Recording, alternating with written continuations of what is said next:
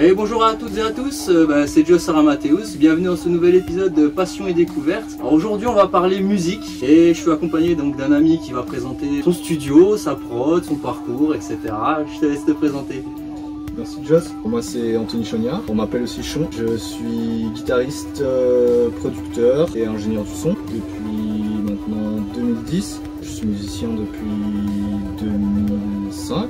J'ai surtout joué au sein du groupe Smash Hit Combo pendant 10 ans, pas loin. Là cette année j'ai décidé d'arrêter pour me consacrer totalement à la production et le studio. Donc je fais de l'enregistrement, du mixage, du mastering et je fais aussi du son en live, principalement avec le groupe Lire le Temps. Lire le Temps, ouais. Qui est groupe alsacien aussi, d'électro swing. Donc tu as ouvert ton petit studio et autres, quand exactement, il y a combien de temps Écoute, ça a commencé tout bêtement. En fait on a commencé ça avec Brice, qui est le batteur de Smash Hit Combo, tout simplement parce qu'on n'avait pas forcément le budget pour faire appel à des professionnels. Je pense notamment à nos premiers clips au style. Ouais, au style. C'est que du coup on s'est débrouillé par nos propres moyens. Ouais, c'était la petite caméra où on met limite le smartphone pour filmer. Ouais, c'était. Je crois on avait loué une caméra à l'époque. Ouais. Mais genre, on avait des planches à roulettes, tu vois, pour faire les travelling. Ça marchait bien. Ça marchait bien. C'était vraiment à la route quoi. Oui. Moi de mon côté, j'ai commencé à m'intéresser au studio à l'époque de l'enregistrement du premier album de No Life. Smash Hit Combo avec Chris Cédric, qu'on avait enregistré au FH Studio à Nancy. Moi là ça a été un peu l'élément déclencheur qui a fait que j'ai commencé à m'intéresser à ça. Et après j'ai commencé tu vois, en faisant les maquettes du groupe. Ouais. De toute façon on commence tous plus ou moins à maqueter dans son coin et à s'entraîner et à faire ses armes quoi. Voilà ouais. Je fais pareil. Ok, voilà, moi j'ai commencé comme ça, après j'ai commencé à dépanner les potes pour pas grand chose, tu vois, enregistrer les potes, etc. Et tu fil en aiguille. C'est toujours comme ça que ça fonctionne. Hein. Donc ta prod, c'est CHS Prod, c'est ça? Exactement, CHS Prod. C'est les initiales de quelque chose Non, pas du tout. Tout simplement, à l'époque, je me rappelle plus la raison, mais on a créé notre assos pour Smash Hit Combo. Et du coup, il fallait un nom, CHS, c'est SHC à l'envers. Donc... Oui, c'est parti de là. Smash Hit Combo à l'envers, c'est Combo Hit Smash. Voilà, CHS Prod. On est dans My Hero Academia, ça y est, c'est officiel. Alors, essentiellement, là, tu travailles avec quoi? Tu utilises des boîtiers d'acquisition? Ça dépend. En général, soit je branche ma guitare ou ma basse dans une DI, dans un boîtier de DI qui va dans mon interface. Après, je le retravaille, tu vois, avec des VST. Ça m'arrive de bosser avec mon Kemper. Mais honnêtement, tu vois, que ce soit plug and play. En général, je la branche direct à mon interface là, tu vois. Ouais. Et ça joue tout de suite. Ça permet d'aller vite. C'est du gain de temps. Et puis surtout, si tu as déjà les pré-réglages sur le PC, c'est ça, ouais. Plus qu'à. Ça permet de vraiment te concentrer sur ta créativité plutôt qu'autre chose. L'idée, c'est vraiment de brancher et de faire ce que tu as dans la tête. T'envoies et après tu vois, tu peux toujours réamper, ou refaire propre. Quand tu maquettes, par exemple, quand tu es seul. Je fais surtout de la programmation. J'utilise beaucoup Steven Slate Drums de chez Slate Digital. Ça marche bien. Ça m'est arrivé d'utiliser Easy Drummer. Il y a Superior Drummer toujours chez Toontrack d'ailleurs. Ouais. C'est bien aussi, ouais. J'ai le 2.0 et là il y a le 3.0 qui vient d'arriver. Il y a le 3 qui vient de sortir, j'ai pas regardé encore, mais ouais, prog. Je fais essentiellement de la prog de base. Tu parlais de Smash Hit Combo. Yes. Tu fais essentiellement donc, tout ce qui est production pour le groupe, donc pour les albums. Moi j'ai commencé à bosser vraiment sur les albums de Smash Hit à partir de Reset. J'avais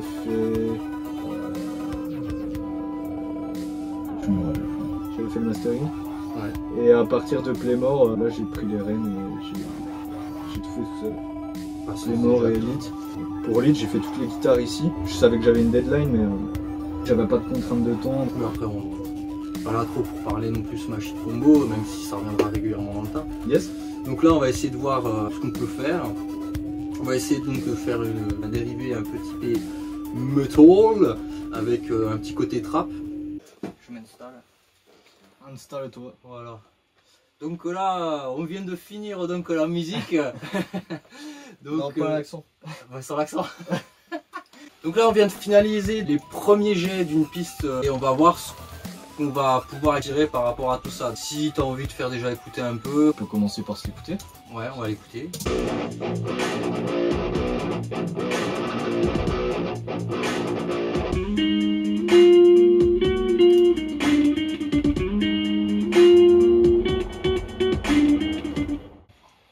final sera dévoilé en fin de vidéo.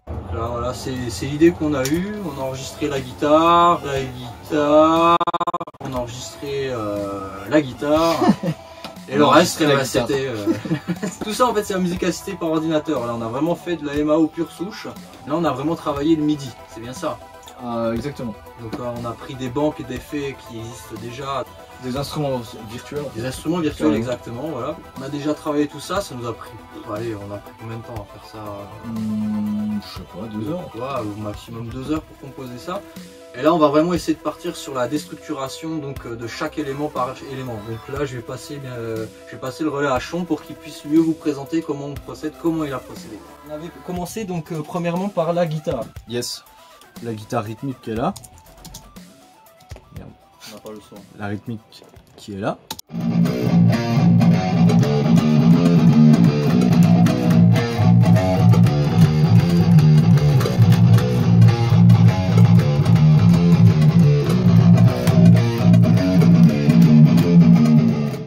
Ensuite, on a la guitare clean qui est ici. Et après, tout le reste, c'est... c'est du passage MIDI. C'est ça, c'est de l'instrument virtuel.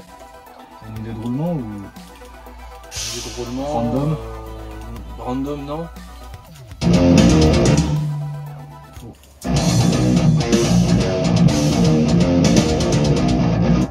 Je vais rajouter un kick au milieu. Ouais. Si c'est 3 et 4, ce qu'on pourrait faire éventuellement, là c'est augmenter la rythmique.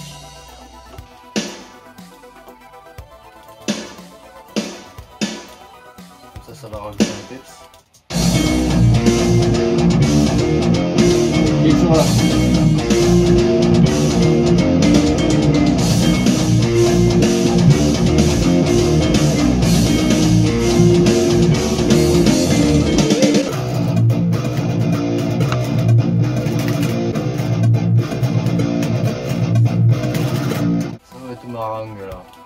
Ouais, je pensais... Déjà, je vais faire un truc de base et tu vas me dire...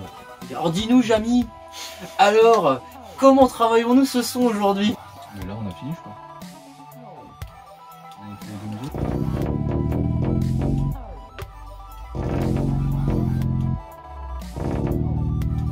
et après, on va essayer de vraiment faire une côté trap. Le produit final sera dévoilé en fin de vidéo. Voilà. Non, c'est bien. Moi, c'est pas mal, ouais. Voilà. Donc là, on a eu donc tous les éléments. Non, franchement, on est bien. On est bien. On sait pas trop creuser la tête non plus. On va pas se mentir. Mais... Donc là, on a la basse. Pour ceux qui font de la musique assistée par ordinateur, franchement, je vous invite à télécharger ou à acheter la licence Kontakt. C'est là où vous pouvez vraiment mettre le maximum de banques d'effets possible. Si vous avez un clavier maître, vous avez juste à le brancher soit en USB, soit directement par un autre système de câble. Plug and play. Ouais, tu branches, ça normalement marche. C'est pareil sur PC. Hein, donc, ok, ouais. Normalement, je dis bien. On a le beat, qui est ici. Pareil, qu'on a fait en MIDI. Après là, on est sur une prod vraiment standard, basique. Là, on n'a vraiment pas travaillé le fond de la piste en elle-même. On n'a pas cherché à creuser et voir quels effets incorporer. Ça dépend vraiment de l'ambiance qu'on veut faire sur la musique. Ouais, c'est sûr que ça après c'est plus de la production et du mixage, quoi. Ouais. J'ai relié 2 éléments que j'aime bien, le métal, un peu de gent forcément. Et je voulais faire un hybride avec du trap. Là on va essayer de voir ce qu'on va pouvoir en tirer donc au final. Donc voilà, là on arrive doucement donc à la fin de cette présentation. Si jamais tu avais par exemple des conseils, des avis pour des personnes qui se lancent, qu'est-ce que tu conseillerais de prendre par exemple comme matériel, un PC, un Mac? Ça c'est la bonne question. Je te dirais que c'est pareil. Moi je te dirais ça dépend des goûts. Ouais. Moi je suis passé sur Mac parce qu'à l'époque je suis passé sur Pro Tools, ça n'existait pas sur Windows. C'est depuis la version 10 je crois qu'ils l'ont adapté à Windows. J'espère que je dis pas de conneries. Au tout début j'étais bien sur PC, j'avais commencé comme toi sur Cubase. Ouais. Ah ouais, donc du coup côté ordi je te dirais que faut un minimum. Mac, faut un minimum. Ouais. Genre la config que j'ai là en ce moment ça tourne bien. Ouais, tu vois, j'ai un 4 cœurs i7 chez 16 Go de RAM. Ouais. C'est giga RAM, c'est la bonne... C'est une bonne base. Tu peux faire des trucs avec 8 Go, mais je pense que 8 Go, tu vas vite être limité. Ça va dépend en fait commencer le à ramer, VST ouais. que tu utilises. Après, côté, il te faudra une interface ou une carte son. Après, il y en a à tous les prix. Hein. Il y a tous les prix, ouais. Il y a du hard discount, du Eco Plus, et après on part sur de la marque standard. Je trouve qu'il y a eu beaucoup de progrès, et quoi que tu prennes aujourd'hui, ça sera quand même assez clean. Une carte son bas de gamme, ton son il va être clean, Linéaire, ouais. mais ce qui est bien, c'est que même clean, tu peux le retravailler derrière, quoi. C'est toujours mieux de travailler de toute façon en clean, déjà pour s'améliorer dans la netteté du jeu. Si on parle de guitare basse, hein, principalement.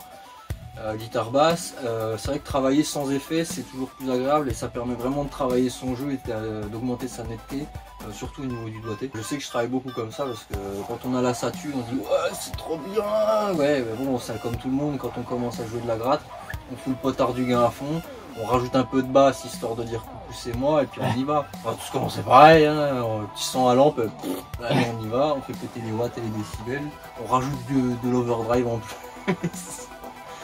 Les voisins ils se plaignent. Ah ça ouais. T'as fini ton bordel! Si jamais toutefois vous avez besoin d'informations ou même si vous êtes intéressé pour faire une prod, n'hésitez pas à voir avec Sean. De toute façon je vous mets toutes ces coordonnées qui seront dans la description, dans la vidéo. Ce sera contact généralement, tu préfères quoi? Par mail Ouais par mail. Ouais. Par mail ou alors je sais pas Facebook ou je sais pas comment tu procèdes toi en général. Bah ça dépend, tu vois, il y a des gens qui me contactent par mail, il y a des gens qui me contactent par Facebook. Partout, Il y a des gens qui me contactent sur Instagram. Instagram, il y a Twitter maintenant. Donc. Ouais. Et à partir de là, si vous voulez lancer une prod ou vous connaissez des groupes qui cherchent quelqu'un pour faire une prod ou autre, n'hésitez pas à voir avec Sean. Après, bien entendu, on va pas partir sur le détail. Ça nous concerne pas. T'as un dernier mot peut-être? Non. Non. Bon. Bah, en tout cas, bah, merci pour tout. Et en tout cas, c'est gentil de m'avoir reçu. Et surtout d'avoir pris du temps pour tout ça. Quoi. Bah ouais. Cool. Et surtout, merci à vous d'être resté jusqu'au bout. Et n'hésitez pas à laisser le pouce bleu de l'amour, ça fait toujours plaisir, à partager si ça vous a plu et à donner vos avis dans les commentaires, on fera un plaisir de répondre. Grave. Allez, à bientôt les amis, ciao.